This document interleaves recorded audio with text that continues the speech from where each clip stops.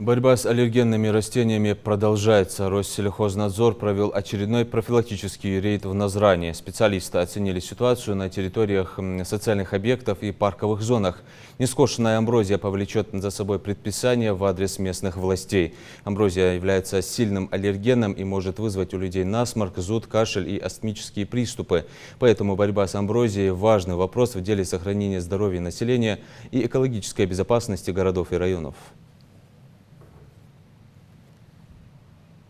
Мы призываем всех хозяйствующих субъектов,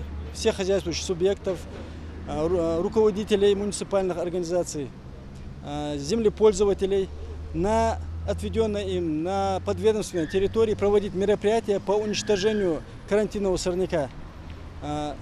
Эти контрольные мероприятия мы проводим по всей республике. Будем составлять материалы. Будем обращаться в прокуратуру. В противном случае мы будем предпринимать свои меры.